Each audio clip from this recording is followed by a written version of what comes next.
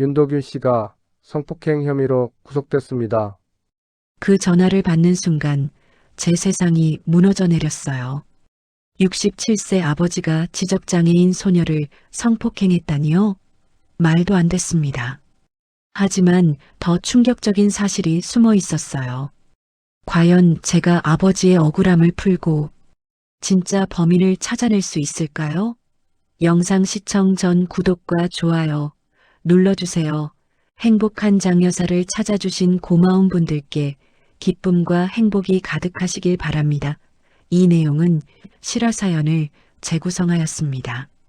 그날은 평범한 목요일이었어요. 직장에서 야근하고 집에 돌아온 게 저녁 8시가 넘었을 거예요. 남편은 출장 중이어서 혼자 아이를 돌보고 있었죠. 5살 민우가 저녁 먹고 목욕하고 잠들기까지가 하루 중 가장 바쁜 시간이었습니다. 엄마, 할아버지 언제 와? 민우가 자주 하는 질문이었어요. 아이가 아버지를 워낙 좋아했거든요. 평소 같았으면 토요일에 칼국수 집으로 가자고 약속했을 텐데 그날따라 뭔가 불안한 기분이 들었어요. 민우를 재우고 설거지를 하고 있는데 휴대폰이 울렸습니다. 모르는 번호였어요. 이 시간에 누가 전화를 할까 싶어서 조심스럽게 받았죠. 여보세요, 윤가람 씨 맞으시죠? 남자 목소리였는데 뭔가 딱딱한 어조였어요. 네, 맞는데요. 저는 동대문경찰서 형사 김민수입니다. 아버지 윤도균 씨와 관련해서 연락드렸어요. 순간 온몸에서 힘이 빠졌습니다. 경찰서에서 전화가 온다는 건 절대 좋은 일이 아니잖아요. 혹시 아버지가 교통사고라도 당하신 건 아닐까요? 아니면 가게에서 무슨 일이라도 생긴 건가요?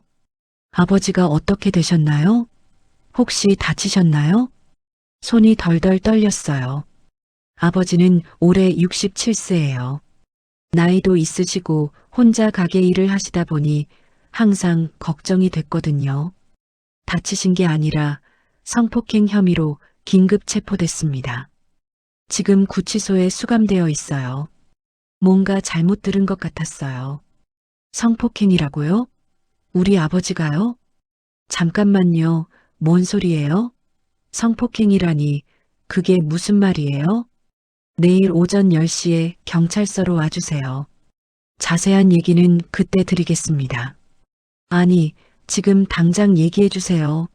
도대체 무슨 일인지 모르겠어요. 목소리가 커졌는데 민우가 깰까봐 급하게 낮췄어요. 피해자는 장유라 씨, 20세 지적장애인입니다. 피해자가 직접 아버지를 성폭행 가해자로 지목했어요. 머리가 하얘졌어요. 도대체 무슨 상황인지 이해가 안 갔습니다. 장유라라는 이름은 들어본 것 같은데 지적장애인이라고요? 그런데 우리 아버지를 성폭행 가해자로 지목했다고요? 그럴 리 없어요. 우리 아버지가 그런 일을 할 리 없다고요. 가족분 입장에서는 그렇게 생각하시겠지만 피해자가 명확하게 지목했습니다. 내일 와서 자세한 얘기 나누죠. 전화가 끊어졌어요. 한참을 그 자리에 서서 멍하니 있었습니다. 꿈인가 싶어서 뺨을 꼬집어 봤는데 아팠어요. 현실이었습니다. 민우가 자고 있는 방에서 작은 소리가 들렸어요. 자다가 뒤척이는 소리였죠. 아이는 아무것도 모르고 평화롭게 자고 있는데 저는 어떻게 해야 할지 모르겠더라고요. 급하게 남편에게 전화했어요. 여보, 큰일 났어. 아버지가 체포됐어. 뭐? 무슨 소리야? 성폭행 혐의래. 지적장애인을 성폭행했다고. 전화 너머로 남편이 황당해하는 소리가 들렸어요. 말이 안 돼. 아버지가 그런 일을 할 리 없잖아. 나도 그렇게 생각해. 분명히 오해가 있을 거야.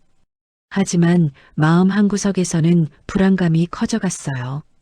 경찰이 아무 근거 없이 체포할 리는 없잖아요. 그럼 정말로 그런 일이 있었던 걸까요? 잠시도 가만히 있을 수 없어서 바로 구치소로 달려갔습니다. 민우는 잠들어 있어서 이웃집 할머니께 부탁드렸어요. 구치소 면회실에서 아버지를 만났을 때 충격이었어요. 하루 만에 이렇게 초췌해질 수가 있나 싶을 정도였거든요. 평소에 당당하고 활기찬 모습의 아버지가 아니었어요. 아빠, 목이 메어서 말이 제대로 나오지 않았어요. 가람아, 미안하다. 이런 일로 너를 힘들게 해서. 아빠, 도대체 무슨 일이에요? 정말 그런 일을 하셨어요? 아버지는 단호하게 고개를 저었습니다. 절대 아니야. 나는 그 아이 얼굴도 제대로 본 적 없어. 평생 그런 나쁜 짓 한 적 없다는 걸 너는 알잖아. 아버지의 목소리에서 억울함이 뚝뚝 떨어졌어요. 거짓말하는 목소리가 아니었습니다. 그럼 왜 그 아이가 아빠를 지목했을까요? 나도 모르겠어. 정말 모르겠다고. 아버지는 평생 우리 동네에서 칼국수집을 운영해 오신 분이에요. 새벽 5시에 일어나서 육수 끓이고 밤 9시까지 성실하게 가게 지키시는 분이죠. 동네에서도 인품 좋기로 소문난 분이었거든요. 아빠, 걱정 마세요. 제가 꼭 진실을 밝혀낼게요. 고마워, 가람아. 내가 아빠를 믿어줘서. 면회를 마치고 집으로 돌아오는 길에 마음을 굳게 먹었습니다. 아버지는 절대 그런 일을 하실 분이 아니에요. 분명히 오해나 누명일 거예요. 제가 직접 진실을 찾아내겠습니다. 아침 경찰서에서 나와서 머릿속이 복잡했어요. 아버지는 분명히 억울하다고 하시는데 피해자라는 장유라는 직접 아버지를 지목했다니요. 뭔가 이상했습니다. 집에 돌아와서 찬찬히 생각해 봤어요. 장유라라는 아이 분명히 우리 동네에서 본 적이 있어요. 항상 이모와 함께 다니던 아이였거든요. 혼자 돌아다니는 모습은 거의 본 적이 없었어요. 그런데 이상한 게 평소에 보던 유라는 말수가 굉장히 적었어요. 마주쳐도 고개만 살짝 숙이고 지나가는 조용한 아이였죠. 그런 아이가 갑자기 성폭행 피해를 자세히 진술했다고요? 뭔가 앞뒤가 안 맞았어요. 여보, 나 좀 이상해. 유라라는 아이가 정말 그런 말을 했을까? 남편도 고개를 갸우뚱했어요. 그러고 보니 그 아이 말을 거의 들어본 적이 없지. 항상 이모가 대신 얘기하던데. 맞았어요. 장을 보러 시장에 갔을 때도 동네에서 마주칠 때도 항상 최미라 씨가 유라 대신 말했어요. 유라는 고개만 끄덕이거나 저을 뿐이었죠. 점심시간에 동네 할머니들이 모이는 슈퍼 앞으로 갔어요. 평소 같으면 그냥 지나쳤을 텐데 오늘은 일부러 들렀습니다. 할머니들, 안녕하세요. 어머, 가람이 왔네. 요즘 어떻게 지내? 김할머니가 반갑게 맞아주셨어요. 이분들은 동네 사정을 다 꿰고 계시거든요. 할머니, 혹시 최미라 씨 가족 어떤 분들인지 아세요? 미라네? 왜 갑자기? 그냥 궁금해서요. 유라도 어떤 아이인지 궁금하고. 박할머니가 주변을 둘러보더니 목소리를 낮추셨어요. 그 집은 좀 복잡해. 예전에도 돈 문제로 말이 많았다고. 돈 문제요? 응, 미라 씨가 돈에 관해서는 좀 그렇다는 소문이 있었어. 자세한 건 모르겠지만 김할머니도 맞장구 쳤어요. 맞아. 그리고 원래 우리 동네 사람들이 아니야. 몇 년 전에 갑자기 이사 왔거든. 어디서 오셨는데요? 경기도 어디라고 했나? 그런데 이사 온 이유가 좀 이상했어. 어떻게 이상했는데요? 뭔가 문제가 있어서 급하게 온 것 같더라고. 야반도주 하든 말이야. 할머니들의 말을 듣고 보니 더욱 의심스러워졌어요. 혹시 이번 사건도 돈과 관련이 있는 건 아닐까요? 할머니, 미라 씨 남편도 있나요? 응, 박병칠이라고 하는 사람 있어. 그런데 그 사람도 좀 이상해. 어떻게 이상한데요? 술을 많이 마시고 성격도 거칠다고 하더라. 가끔 집에서 고함 소리가 들린다는 얘기도 있었어. 박병칠. 이름을 머릿속에 새겨뒀어요. 뭔가 수상한 냄새가 났거든요. 유라한테도 좀 심하게 대한다는 얘기가 있었는데, 그래, 그런 얘기도 있었나? 응, 가끔 유라가 울면서 집으로 들어가는 걸 봤다는 분도 있더라고. 이상했어요. 지적장애가 있는 조카를 돌보는 가족치고는 뭔가 어두운 면이 많았습니다. 슈퍼에서 나와서 더 알아보기로 했어요. 마침 유라와 최미라 씨가 자주 가는 빵집이 있었거든요. 사장님, 혹시 최미라 씨 아세요? 유라라는 조카와 함께 오는 분. 아, 그분들이요. 알죠. 그런데 왜요? 그냥 궁금해서요. 어떤 분들인가 싶어서. 빵집 사장님이 잠시 생각하더니 말씀하셨어요. 미라 씨는 좀 까다로운 편이에요. 빵값도 자꾸 깎아달라고 하고 유라한테는 좀 엄하게 대하더라고. 엄하게요? 네, 유라가 빵을 고르려고 하면 빨리 하라고 재촉하고 가끔은 손목을 잡아 끌기도 하고 일반적인 보호자의 모습이 아니었어요. 조카를 진심으로 아끼는 사람이라면 좀 더 다정하게 대할 텐데 유라는 어떤 아이예요? 착하고 순한 아이죠. 말은 별로 안 하지만 예의는 바른 편이에요. 그런데 가끔 무서워하는 것 같더라고. 무서워해요? 네, 미라 씨 눈치를 많이 보더라고. 뭔가 잘못하면 혼날까봐 걱정하는 것 같았어요. 점점 퍼즐이 맞춰지는 기분이었어요. 유라는 순진하고 착한 아이고 최미라 씨는 좀 문제가 있는 사람일 가능성이 높았어요. 집으로 돌아와서 남편과 상의했어요. 여보, 이상해. 최미라 씨 가족에 대한 소문이 심상치 않아. 어떤 소문? 돈 문제로 말이 많았다는 거야. 그리고 급하게 이사 온 것도 이상하고. 혹시 이번 사건도 돈 때문일까? 그럴 가능성이 높아. 지적장애인인 유라를 이용해서 무고한 사람에게 누명을 씌우고 돈을 뜯어내려는 건 아닐까? 생각할수록 화가 났어요. 만약 정말 그런 거라면 너무 악질적이잖아요. 순진한 아이를 이용해서 무고한 사람을 범죄자로 만들다니. 그럼 우리가 증거를 찾아야겠어. 아버지가 무죄라는 걸 증명할 수 있는 확실한 증거 말이야. 남편 말이 맞았어요. 감정만으로는 안 되고 확실한 증거가 있어야 했습니다. 내일부터 본격적으로 조사해 볼까? 그래, 아버지를 위해서라도 꼭 진실을 밝혀내자. 그날 밤 잠자리에 들면서도 마음이 무거웠어요. 하지만 동시에 희망도 생겼습니다. 분명히 이 사건에는 숨겨진 진실이 있을 거예요. 제가 그걸 찾아내야 합니다. 동네 조사를 하면서 점점 확신이 섰어요. 분명히 이 사건에는 뭔가 숨겨진 비밀이 있을 거라고요. 그래서 경찰서에 가서 담당 형사에게 더 자세한 내용을 물어보기로 했습니다.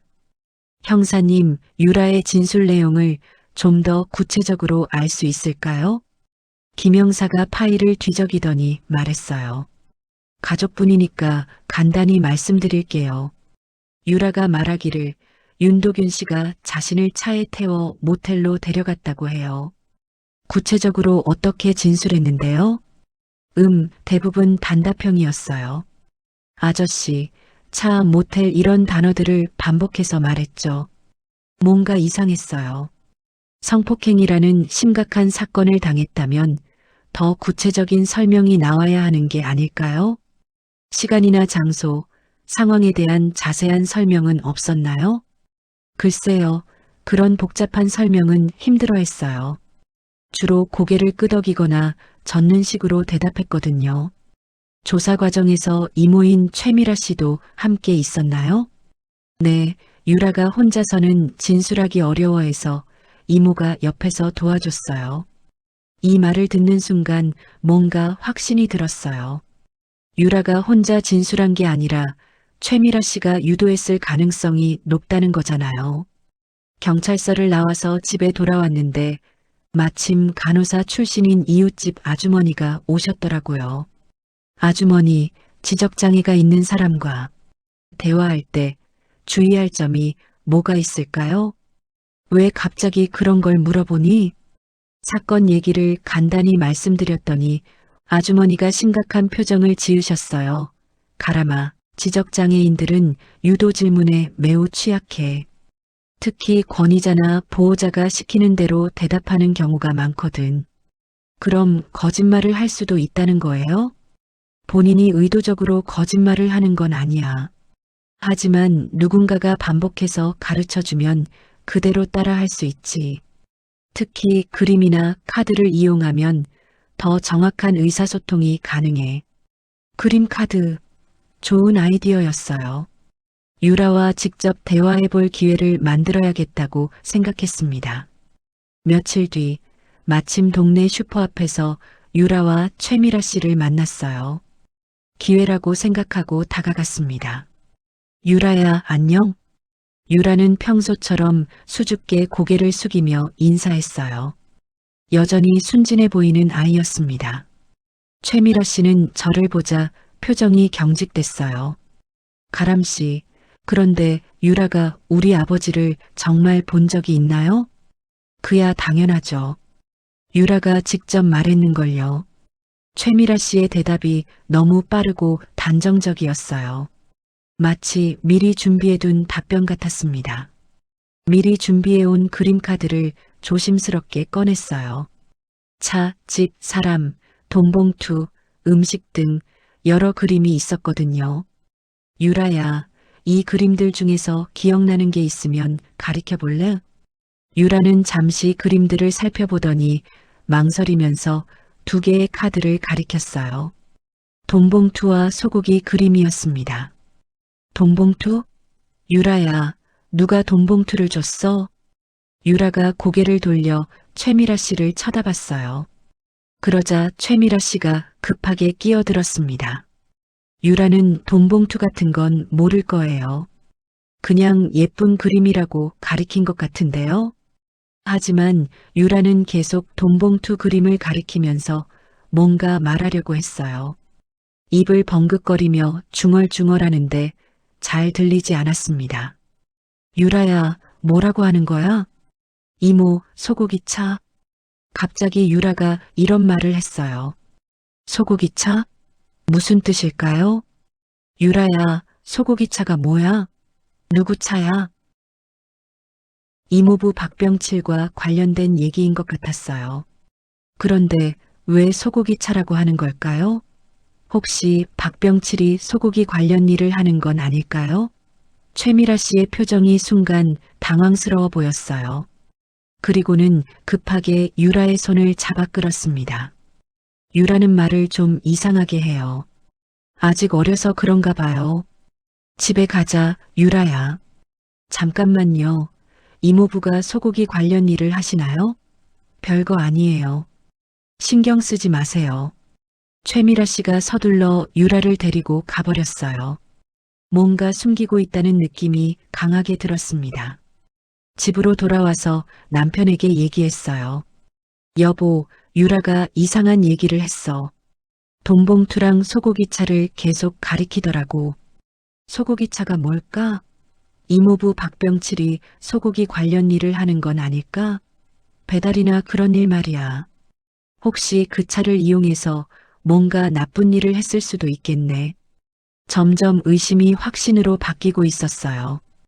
유라의 반응을 보니 분명히 뭔가 숨겨진 이야기가 있을 거예요. 그날 저녁 인터넷으로 박병칠에 대해 알아보려고 했는데 정보가 별로 없었어요. 하지만 동네 분들께 물어보니 박병칠이 가끔 소고기 배달 일을 한다는 얘기가 있더라고요. 아, 그 사람 가끔 소고기 배달차 몰고 다니더라. 식당들한테 고기 갖다 주는 일하는 것 같던데. 이제 소고기차의 정체가 밝혀졌어요. 박병칠이 배달용으로 쓰는 차였던 거죠. 그럼 유라가 말한 건 무슨 뜻일까요? 혹시 박병칠이 그 차를 이용해서 유라에게 나쁜 짓을 했던 건 아닐까요? 밤늦게까지 고민했어요. 유라의 진술에는 분명히 진실이 섞여 있을 거예요. 하지만 그 진실이 아버지와는 전혀 다른 사람을 가리키고 있는 것 같았습니다. 내일은 더 구체적인 증거를 찾아봐야겠어요. 아버지의 알리바이부터 확인해 보겠습니다. 대화에서 얻은 단서들이 계속 머릿속을 맴돌았어요. 이제 감정보다는 확실한 증거로 승부해야 할 때였습니다. 아버지가 무죄라는 걸 객관적으로 증명할 수 있는 자료를 찾아야 했어요. 먼저 아버지 차량부터 확인해 보기로 했습니다. 아버지는 평소에 20년 된 봉고차를 타고 다니셨거든요. 시장 보러 갈 때나 가게 물건 나를 때 쓰시는 차였어요. 차고에 가서 차를 자세히 살펴보는데 문득 블랙박스가 눈에 들어왔어요. 아, 맞다. 작년에 제가 아버지 안전을 위해서 달아드린 거였습니다. 혹시 사건 당일 영상이 남아있을까? 급하게 블랙박스 SD카드를 빼서 집으로 가져왔어요. 남편이 컴퓨터에 연결해서 확인해 봤습니다. 여보, 15일 오후 영상 찾았어. 화면을 보는 순간 가슴이 뛰기 시작했어요. 아버지의 하루 일상이 고스란히 담겨 있었거든요. 오후 1시 30분 아버지가 집 앞에서 차에 타시는 장면이 나왔어요. 평소와 똑같은 모습이었습니다. 오후 1시 45분 동대문 시장 입구에 도착하시는 모습, 오후 2시 10분 시장 안에서 무거운 포대를 들고 나오시는 장면. 사건이 일어났다는 바로 그 시간인 오후 2시에 아버지는 동대문 시장에서 장을 보고 계셨던 거예요. 여보, 이거 완벽한 알리바이 아니야? 아버지가 그 시간에 모텔에 있을 수가 없잖아. 남편도 흥분해서 소리쳤어요. 맞아. 이 영상이면 아버지 무죄를 증명할 수 있어. 하지만 더 확실하게 하기 위해 카드 사용 내역도 확인해 보기로 했어요. 은행에 가서 아버지 명의 카드 사용 기록을 뽑아달라고 했습니다. 15일 당일 사용 내역만 확인하고 싶어요. 은행 직원이 출력해준 명세서를 보고 깜짝 놀랐어요. 오후 2시 5분 동대문 시장 건어물 상가에서 멸치 구입. 오후 2시 12분 같은 장소에서 밀가루 구입. 두 번의 결제 기록이 선명하게 남아 있었습니다. 이것 봐. 카드 기록으로도 아버지가 시장에 계셨다는 게 증명되네. 블랙박스 영상과 카드 결제 기록이 정확히 일치했어요. 이보다 더 확실한 알리바이가 어디 있겠어요? 그래도 혹시나 해서 시장 상인들 증언도 받아보기로 했습니다. 동대문 시장으로 직접 갔어요. 먼저 아버지가 자주 가시던 건어물 가게를 찾았습니다. 사장님, 혹시 지난달 15일에 우리 아버지 오셨던 거 기억하세요? 건어물 가게 사장님이 고개를 끄덕이셨어요. 윤 사장님? 그럼 기억하지. 그날 멸치 20kg나 사갔는데 어떻게 있겠어. 무슨 일 있나? 시간이 언제쯤이었는지 기억하세요? 2시 좀 넘어서였을 거야. 점심 먹고 바로 온다고 하시더라고. 사장님 말씀을 들으니 더욱 확신이 들었어요. 혹시 CCTV 같은 거 있을까요? 있지. 한 달 정도는 저장돼 있을 텐데. 왜 필요해? 사정을 간단히 설명드렸더니 사장님이 깜짝 놀라셨어요. 윤 사장님이 그런 일을? 말도 안 돼. 그분이 얼마나 성실하고 착한 사람인데. 가게 뒤쪽에 있는 DVR을 확인해 보니 15일 오후 2시경 아버지가 무거운 멸치 포대를 나르시는 모습이 선명하게 촬영되어 있었어요. 사장님, 이 영상 복사해서 가져갈 수 있을까요? 그럼 억울한 일 당하면 안 되지. USB 가져왔어? 다음으로 밀가루 파는 할머니를 찾아갔어요. 할머니, 15일에 우리 아버지 밀가루 사러 오셨죠? 윤 사장님? 당연히 기억하지. 밀가루 10포나 사갔는데 너무 무거워서 내가 차까지 날라다 드렸어. 정확히 몇 시쯤이었을까요? 2시 좀 넘어서였을 거야. 건어물 가게에서 멸치 사고 바로 우리 가게로 왔거든. 할머니의 증언도 시간대가 정확히 일치했어요.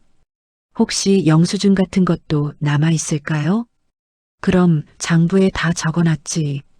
여기 봐. 15일 오후 2시 12분. 윤도균, 밀가루 10포 완벽했어요. 블랙박스 영상, 카드 결제 내역, 상인들 증언, 가게 CCTV, 심지어 수기 장부까지. 모든 증거가 아버지가 그 시간에 시장에서 장을 보고 있었다는 걸 증명하고 있었습니다. 시장에서 집으로 돌아오는 길에 가슴이 벅차올랐어요. 드디어 아버지의 무죄를 증명할 확실한 증거를 찾아낸 거였거든요. 이제 경찰서에 가서 이 모든 증거를 제출하면 되겠어. 남편도 기뻐했지만 조심스럽게 말했어요. 그래도 혹시 모르니까 피해 장소라는 모텔도 한번 가봐야 하지 않을까? 맞는 말이었어요. 더 확실하게 하기 위해서는 모든 걸 다 확인해 봐야 했습니다. 집에 와서 수집한 증거들을 정리해 봤어요.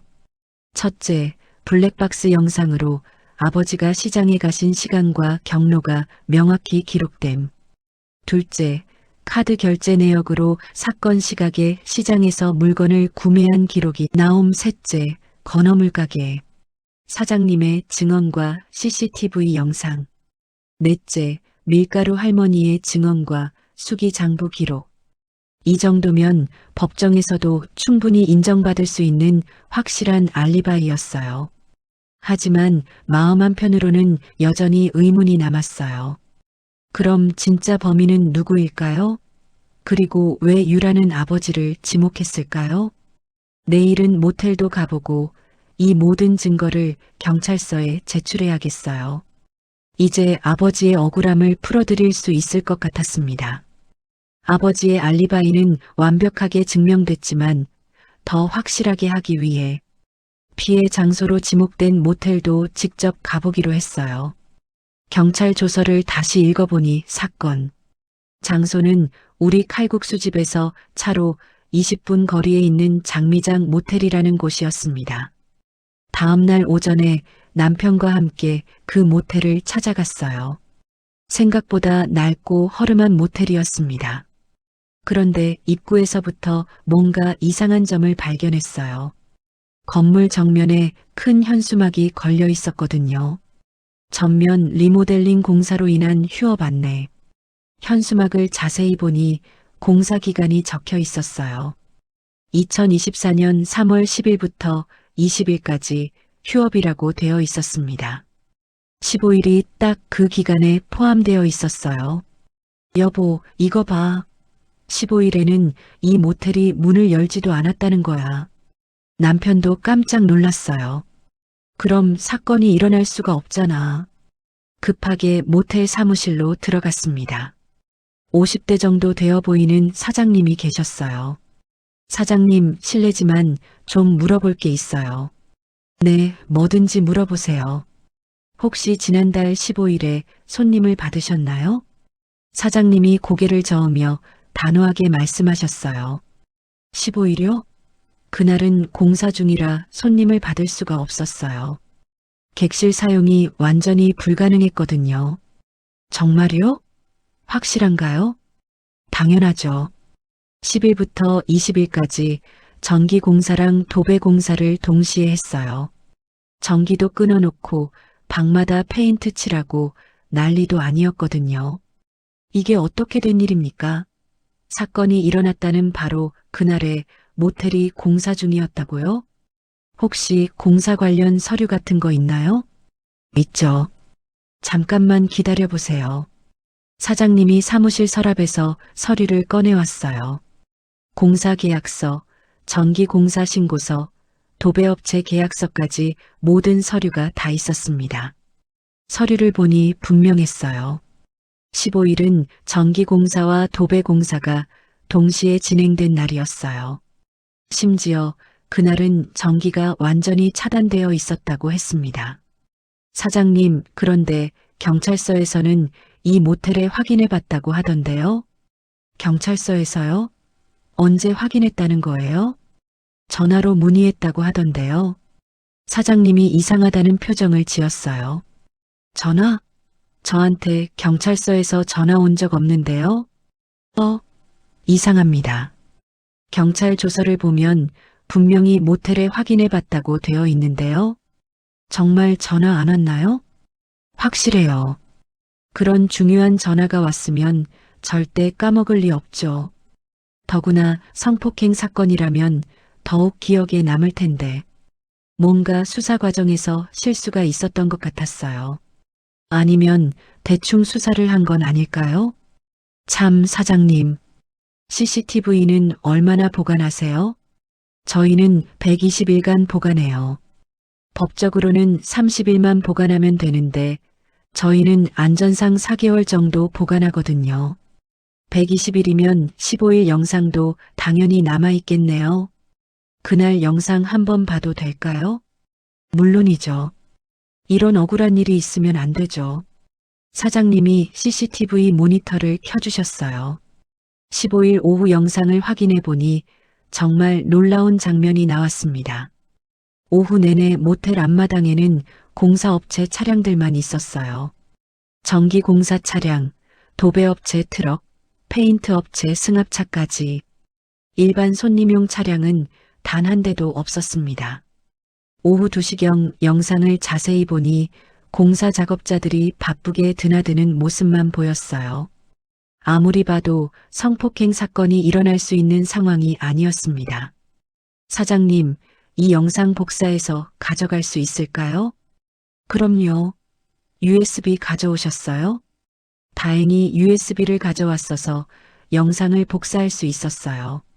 사장님, 그런데 경찰에서는 CCTV가 일주일만 보관된다고 하던데요? 일주일이요? 말도 안 돼요. 요즘 어느 모텔이 일주일만 보관해요? 최소 한 달은 보관하는 게 상식이죠. 경찰 수사에 또 다른 실수가 있었던 거예요. CCTV 보관 기간도 제대로 확인하지 않았던 겁니다. 모텔을 나오면서 확신했어요. 이 사건은 완전히 조작된 거라고요. 바로 차 안에서 남편과 대화했어요. 여보, 이건 완전히 가짜 사건이야. 맞아. 공사 중인 모텔에서 어떻게 사건이 일어나겠어? 게다가 경찰 수사도 허술하기 짝이 없고 전화 확인도 안 했으면서 했다고 거짓말하고 CCTV 보관 기간도 틀리게 알고 있고 점점 화가 났어요. 이렇게 중요한 사건을 이렇게 대충 수사할 수가 있나요? 집으로 돌아와서 지금까지 수집한 모든 증거를 정리해 봤어요. 첫째, 아버지의 완벽한 알리바이. 블랙박스 영상, 카드 결제 내역, 시장 상인들 증언, 가게 CCTV 영상. 둘째, 사건 장소의 허구성, 모텔 공사 서류, 모텔 CCTV 영상, 모텔 사장 증언. 셋째, 경찰 수사의 허술함, 모텔 전화 확인 거짓, CCTV 보관 기간 오류. 이 정도면 법정에서 완전히 뒤집을 수 있을 것 같았어요. 그런데 아직도 의문이 남았어요. 그럼 진짜 범인은 누구일까요? 그리고 왜 최미라 씨 가족은 이런 거짓말을 만들어낸 걸까요? 유라가 말했던 이모부와 소고기차가 계속 머릿속을 맴돌았어요. 혹시 박병칠이 진짜 범인이고 최미라가 그 사실을 숨기기 위해 다른 사람에게 누명을 씌우려는 건 아닐까요? 내일은 최미라 씨 가족의 과거를 더 자세히 조사해 봐야겠어요. 분명히 뭔가 숨겨진 비밀이 있을 거예요. 또 다른 사건 모텔에서 확실한 증거를 얻었지만 마음 한편으로는 여전히 의문이 남았어요. 최미라 씨 가족이 왜 이런 거짓말을 만들어냈을까요? 단순히 돈 때문일까요? 아니면 다른 이유가 있을까요? 직감적으로 이 가족에게는 더 큰 비밀이 숨어 있을 것 같았어요. 그래서 좀 더 깊이 조사해 보기로 했습니다. 동네 할머니들께 다시 물어봤어요. 할머니, 미라네가 정확히 언제 이 동네로 이사 왔어요? 한 5년 전쯤 됐나? 2019년 여름이었던 것 같은데.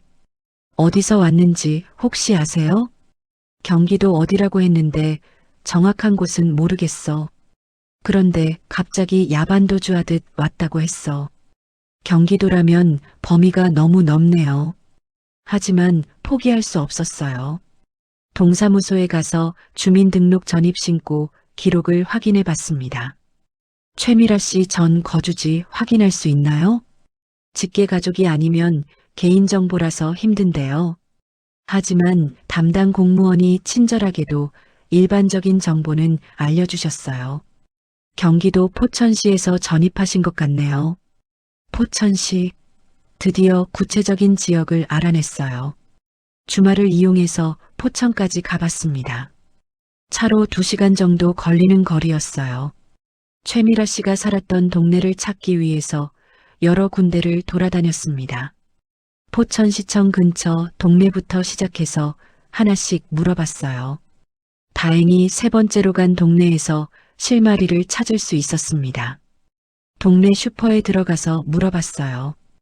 혹시 최미라라는 사람 아세요? 5년 전쯤 여기 살았는데 유라라는 조카와 함께 살았어요. 슈퍼 사장님이 고개를 끄덕이셨어요. 아, 미라 씨. 그럼 알죠. 그런데 왜 갑자기 그분을 찾으세요?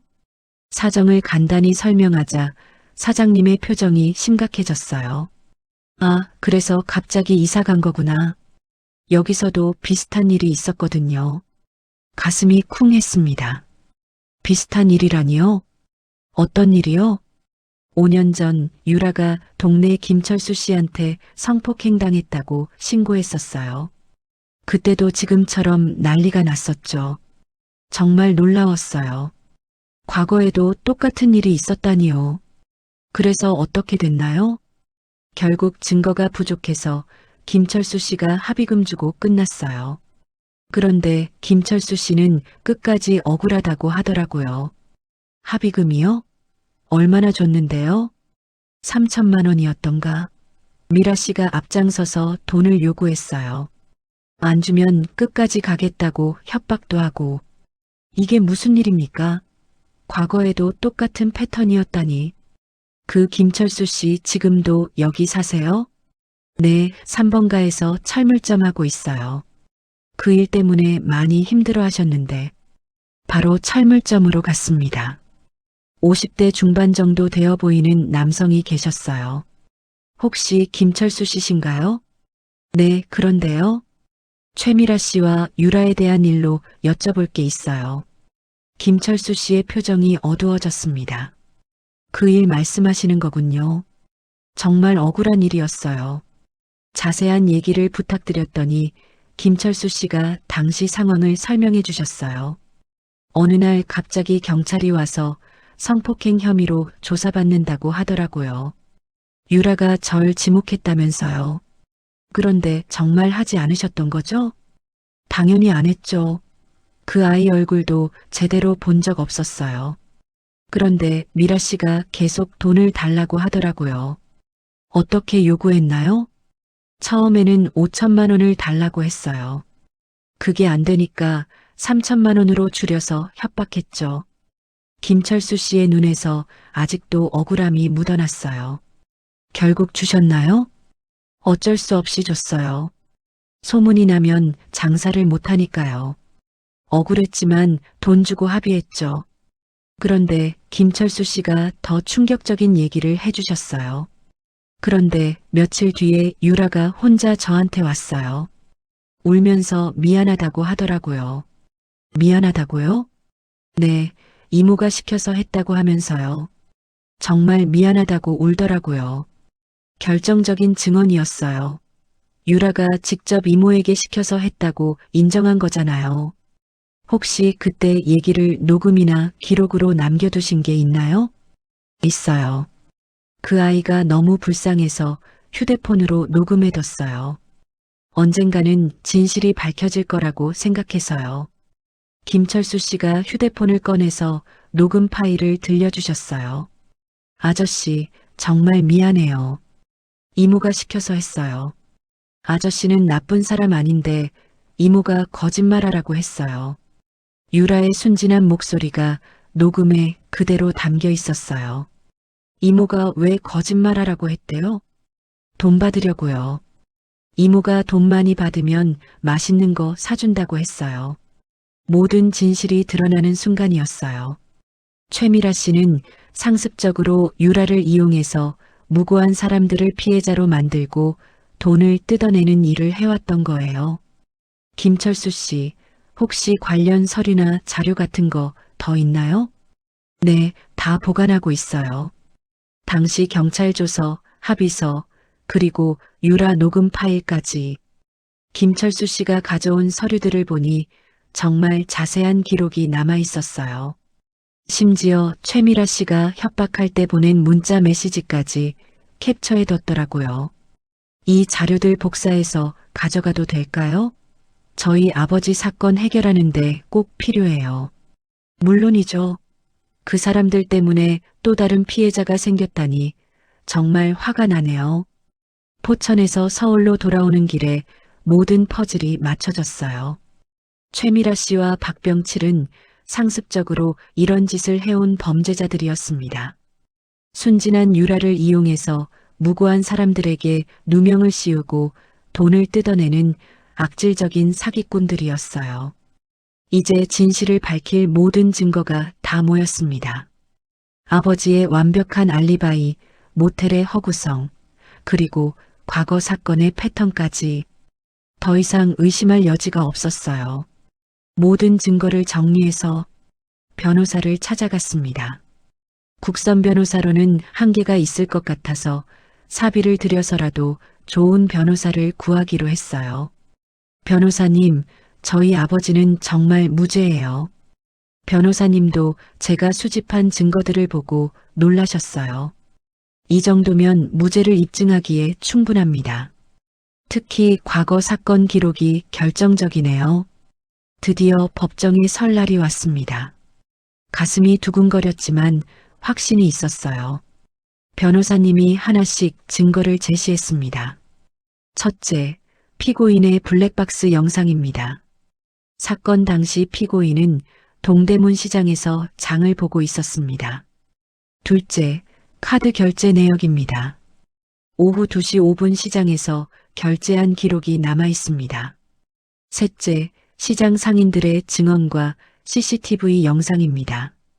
피고인이 시장에서 짐을 나르는 모습이 선명하게 촬영됐습니다. 검사도 당황하는 기색이 역력했어요. 넷째, 사건 장소로 지목된 모텔의 공사 서류입니다. 해당 날짜에는 전면 공사로 영업을 중단했습니다. 다섯째, 모텔 CCTV 영상입니다. 사건 당일 일반 손님은 아무도 없었습니다. 재판장의 표정도 심각해졌어요. 여섯째, 5년 전 포천에서 일어난 동일한 사건 기록입니다.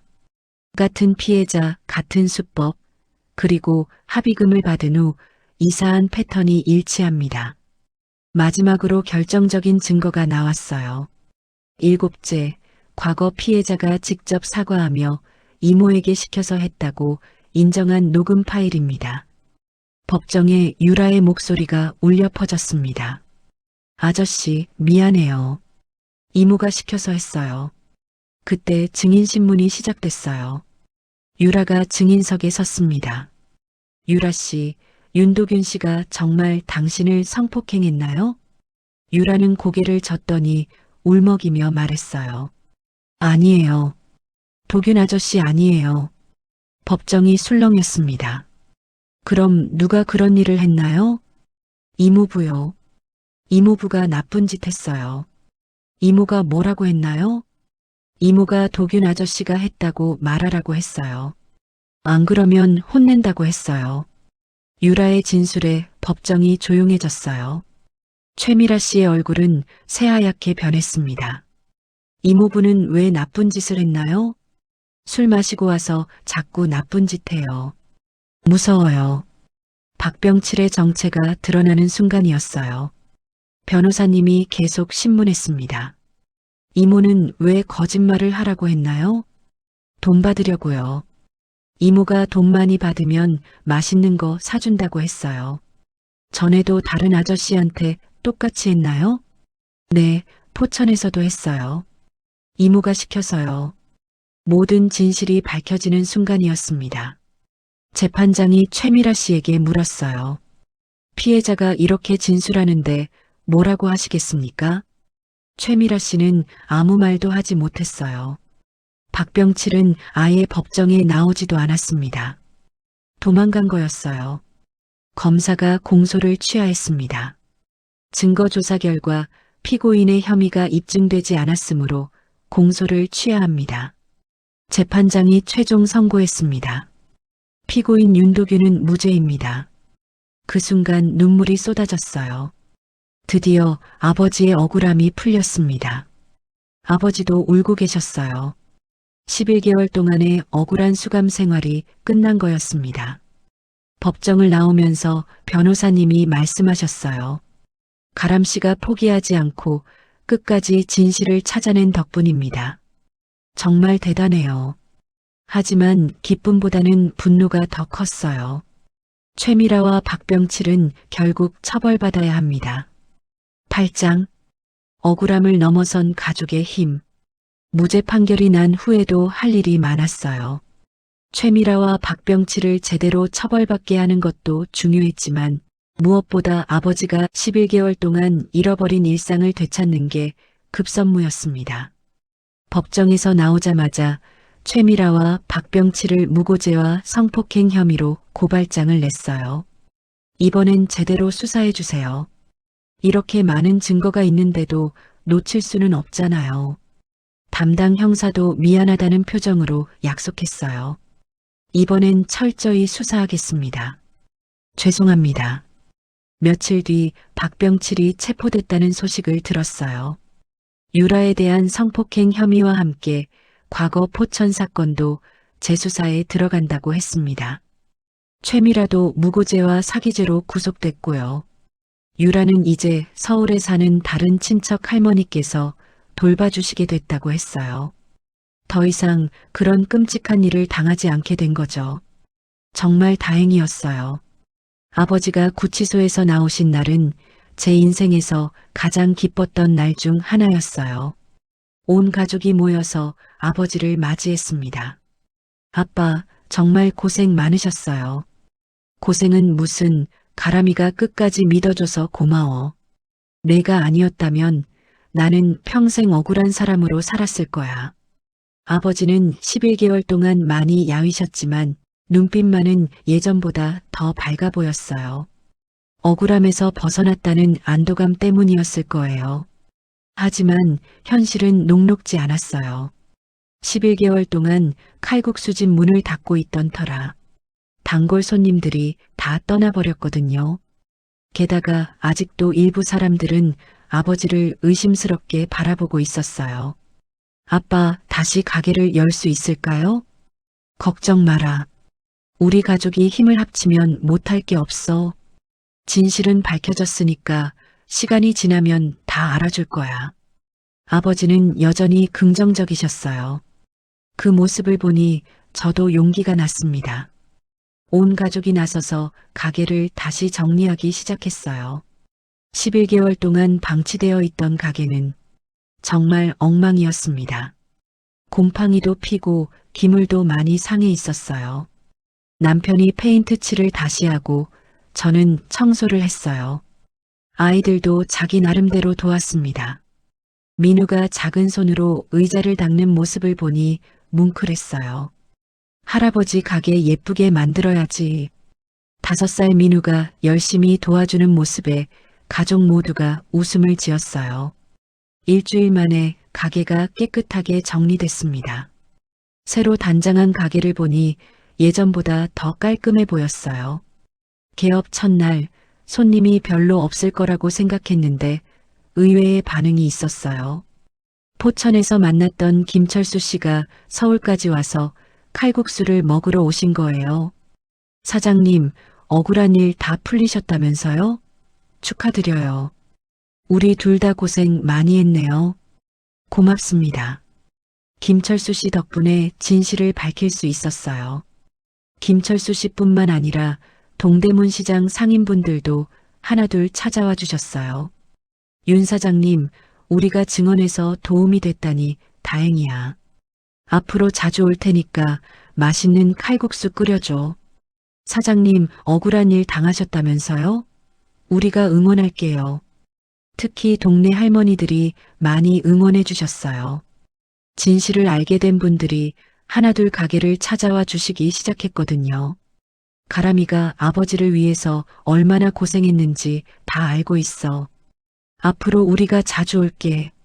몇 달이 지나자 가게가 예전보다 더 활기를 찾기 시작했어요. 억울한 일을 당했다는 소문이 오히려 동정심을 불러일으켰고 정의로운 마음을 가진 분들이 더 많이 찾아와 주셨거든요. 그의 말, 최미라와 박병칠에 대한 최종 판결이 나왔어요. 박병칠은 유라 성폭행죄로 7년, 과거 포천 사건까지 합쳐서 총 10년을 선고받았습니다. 최미라는 무고죄와 사기죄로 3년을 받았고요. 재판장이 말했어요.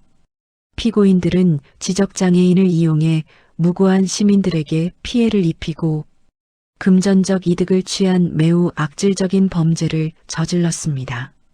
이런 행위는 사회 정의를 근본적으로 훼손하는 것으로 엄중히 처벌받아야 합니다. 정의가 완전히 실현된 순간이었어요. 그날 저녁 가족들과 함께 저녁 식사를 하면서 그동안의 일들을 돌아봤어요. 가람아, 내가 포기하지 않았기 때문에 이 모든 게 가능했어. 정말 고마워. 아니에요, 아빠. 가족이 함께했기 때문에 할 수 있었던 일이에요. 혼자였다면 불가능했을 거예요. 정말 그랬어요. 남편의 든든한 지원, 그리고 무엇보다 아버지에 대한 확고한 믿음이 있었기 때문에 끝까지 버틸 수 있었던 거예요. 지금 생각해보면 그 힘든 시간들이 오히려 우리 가족을 더 단단하게 만들어준 것 같아요. 서로를 더 믿게 됐고 어떤 어려움이 와도 함께 이겨낼 수 있다는 확신을 갖게 됐거든요. 진실은 언젠가 반드시 드러나게 되어 있습니다. 거짓으로 얻은 것들은 결코 오래가지 못해요. 그리고 가족의 힘은 어떤 시련보다도 강합니다. 지금 우리 칼국수집은 예전보다 더 번창하고 있어요. 진짜 억울한 일을 당했던 분들이 서로 응원해 주시고 정의로운 마음을 가진 분들이 꾸준히 찾아가 주시거든요. 아버지는 이제 72세가 되셨지만 여전히 건강하게 일하고 계세요. 그리고 가끔 말씀하세요. 그때 가람이가 아니었다면 나는 평생 억울한 사람으로 살았을 거야. 고마워. 저는 그때마다 대답합니다. 아빠가 억울한 사람이 아니라는 걸 저는 처음부터 알고 있었어요. 진실을 찾는 건 당연한 일이었어요. 세상에는 아직도 억울한 일을 당하는 분들이 많을 거예요. 하지만 절대 포기하지 마세요. 진실은 반드시 밝혀집니다. 그리고 여러분은 혼자가 아니에요. 가족이 있고 정의로운 마음을 가진 사람들이 있습니다. 저희 가족의 이야기가 누군가에게 희망과 용기가 되었으면 좋겠어요. 어떤 어려움이 와도 포기하지 마세요. 진실과 정의는 언제나 여러분 편이니까요.